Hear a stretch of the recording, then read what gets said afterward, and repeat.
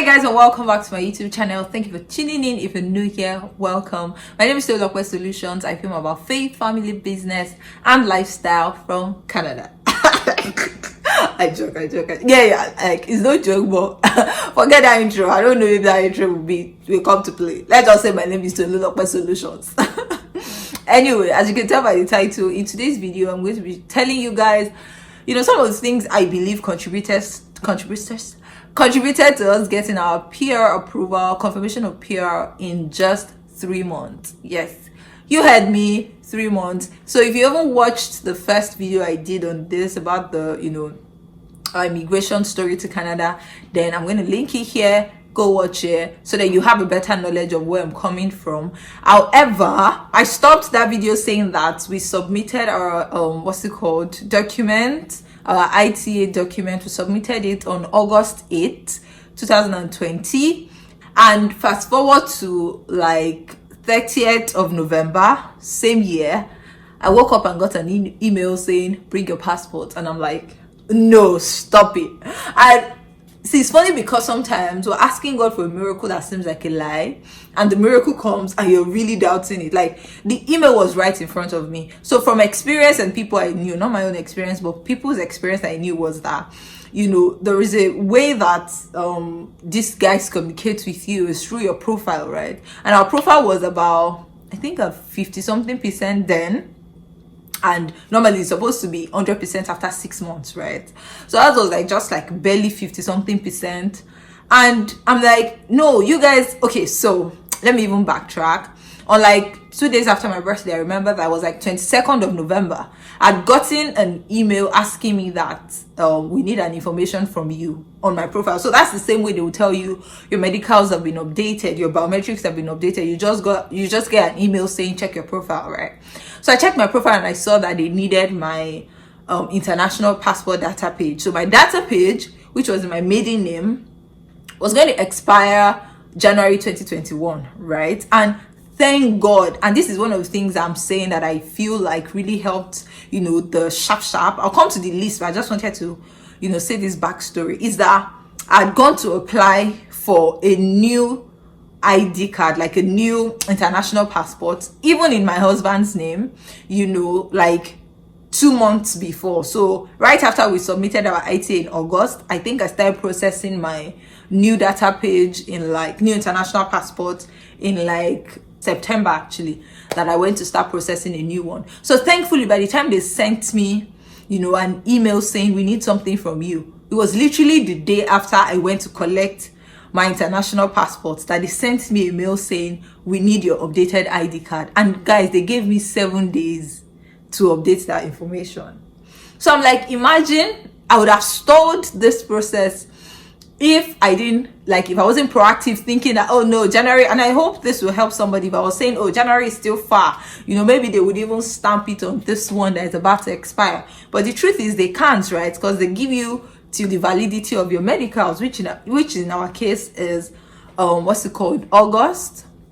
of 2021, right? So I'm like, thank God I had this document ready when they asked for it. So in my head, I'm like, oh, they are asking maybe, towards the ending of February that to be 6 months. But to be honest, that was also like, that means they're working on this profile, but we didn't actually think it would now come like that fast.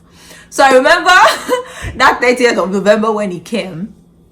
Normally my husband is a late nighter, so in the mornings I'll wake up, I'll leave him to sleep in a bit because I knew that he probably went to bed like 6 a.m.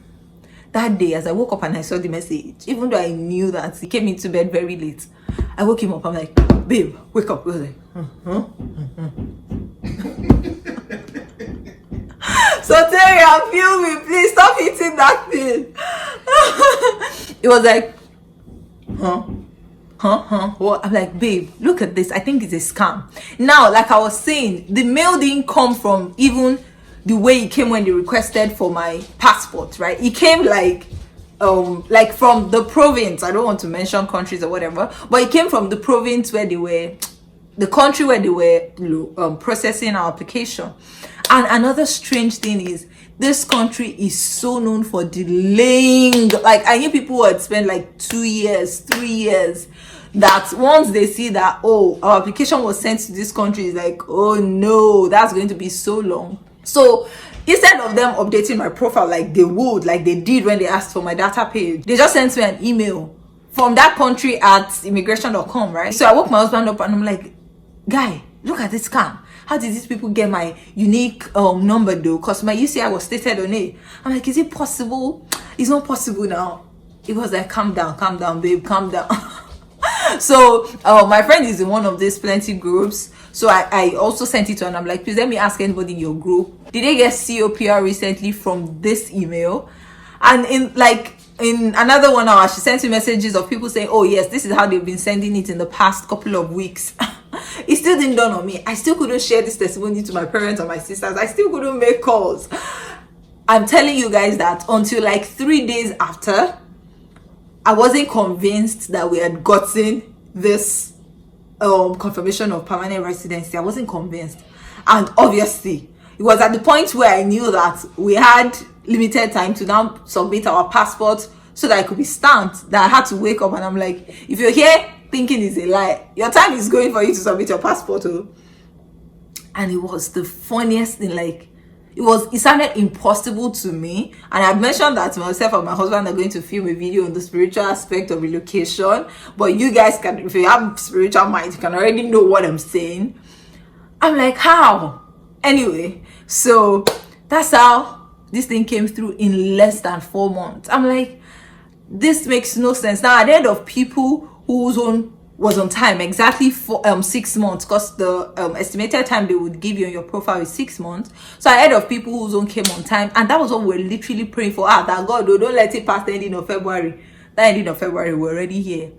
So anyway, I'm just saying that was a rude awakening for me. Like, how? Like, I doubted it myself. But anyway, in retrospect, some of the things I think, and I'm not saying that these things are 100% if you do this, you will get it early. But I'm just here to also share some of the things we did, concerning our application and our profile, which maybe contributed to it, which maybe didn't.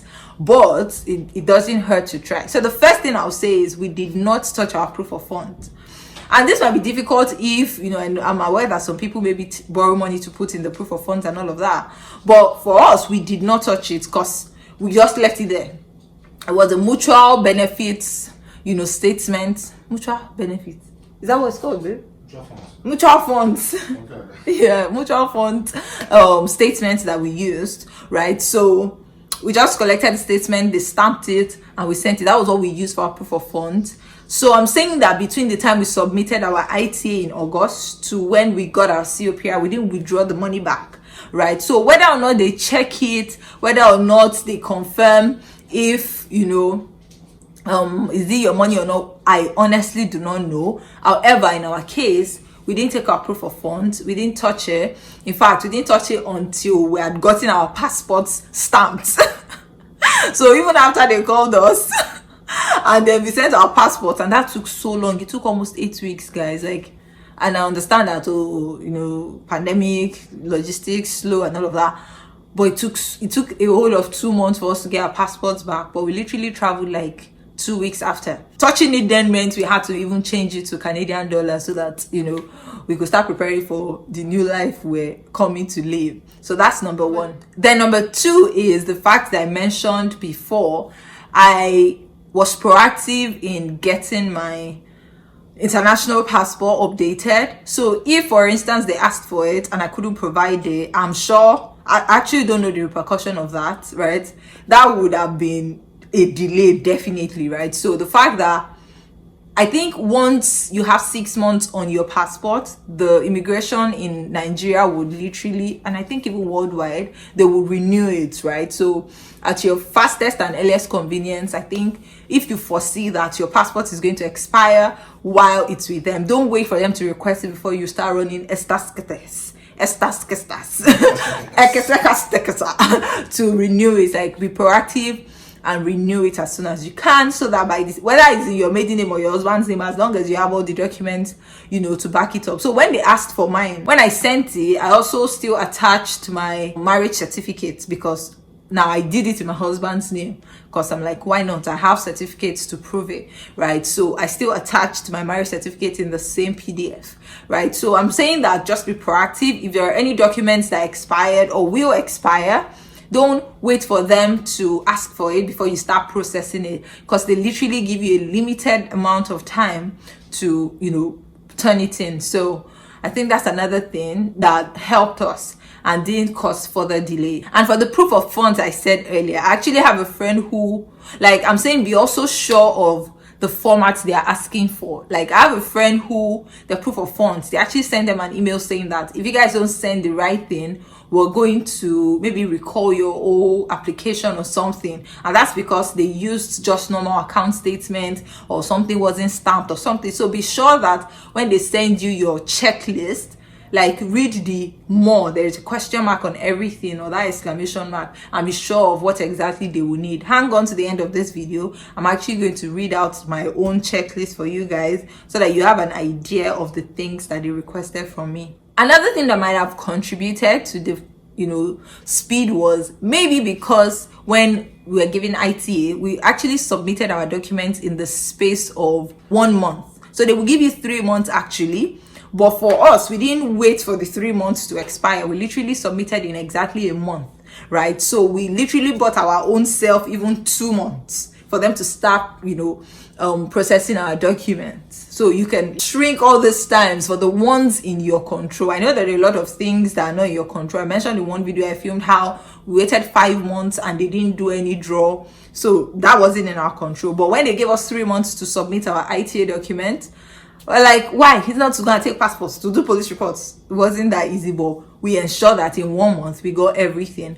And on that note, I would also say that we also tried to get documents that were like, that would not need questioning or back and forth. LOE was plenty. LOE for me is letter of explanation. And because of the way my experience, my work experience is set up, so with the bank, I left, I went to do my MBA, I came back to the same bank.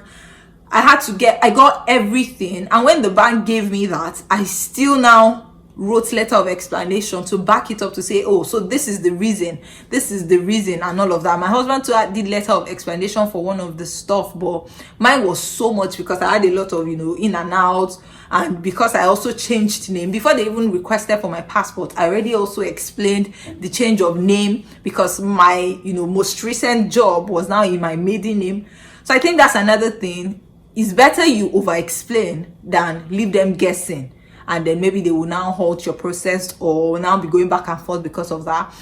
I feel like a lot of the documents we submitted, we didn't leave space for second guessing. We didn't leave space for them to be thinking, oh, is this right? Is this not right? And obviously they were all legit. So whoever had to sign, signed.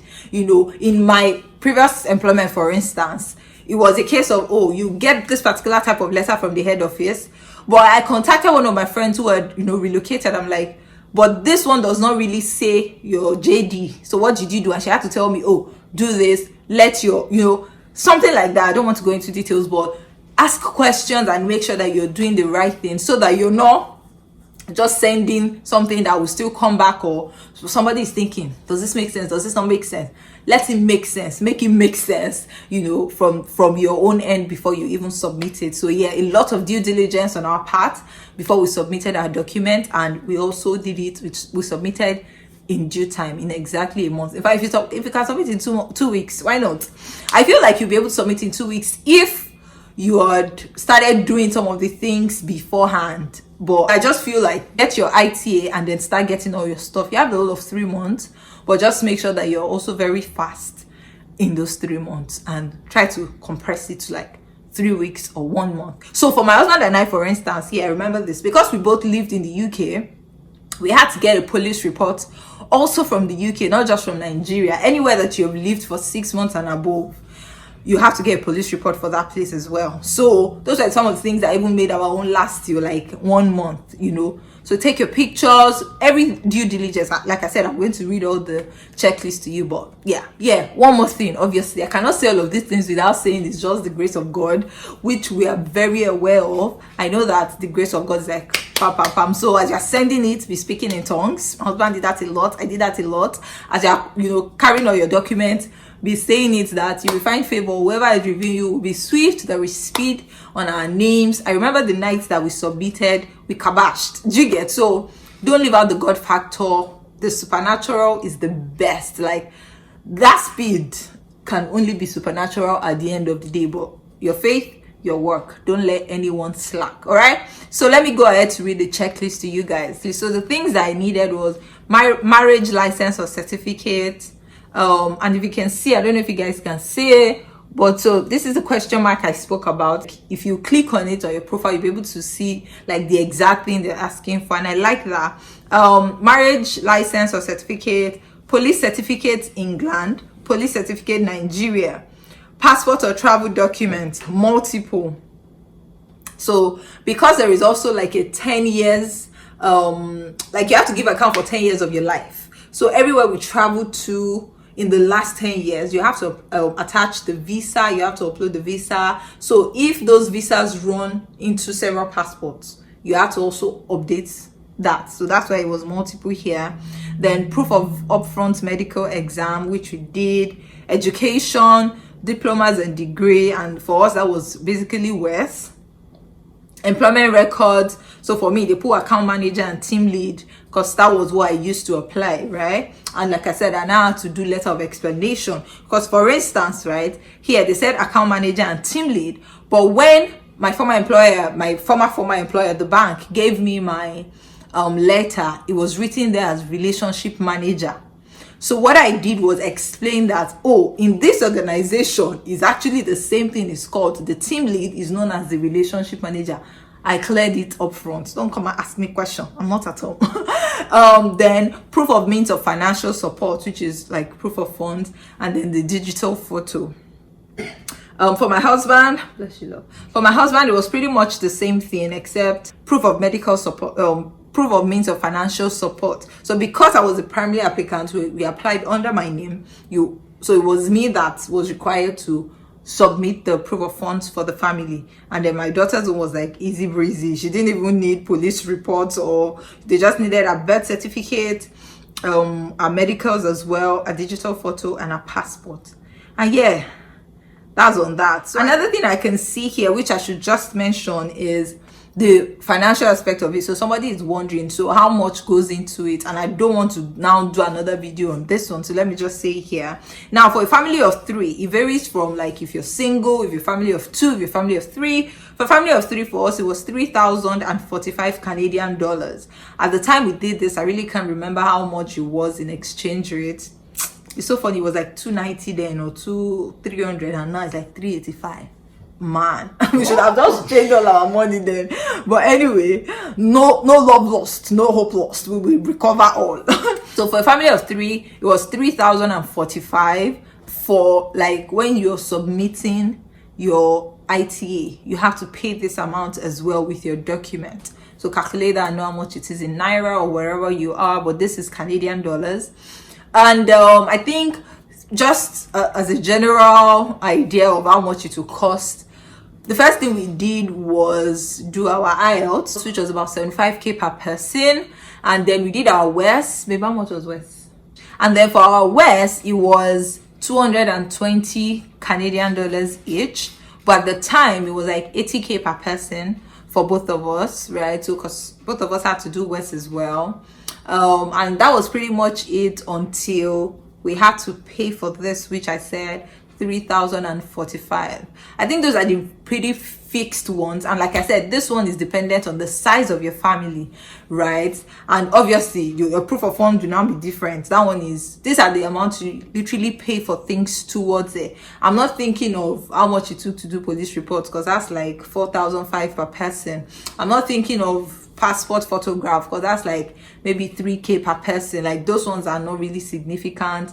I think there was also a 10 pounds my school asked for my masters, when I was doing my WES. Like the insignificant thing is just added to miscellaneous. It's not very significant, but the major things are your IELTS, your WES, and then what you have to pay. Then other things, the other major thing will be your proof of fund that you have to put, you know, in the account. And from there is now your, you know, living expenses when you get here, your flight expenses. Those are the other things that you now start to think about, and those things vary from person to person. But yeah, that's it. Thank you guys for watching. I hope this video is information packed as you would like, and I hope you've enjoyed it. Let me know if you did in the description box, in the comment section below. If you have any more questions, feel free to put it there, because I'm still going to do like 1 or 2 more videos to accommodate the other questions that I didn't get to in dedicated videos. So yeah, thank you guys for watching. Please do subscribe, click on the notification bell as well, and I'll see you in the next one. Bye. Oh boy. How do I do this? That financial one will not be plenty. I can't do it in a video. In the whole video. Right, let me just say it here. Yeah.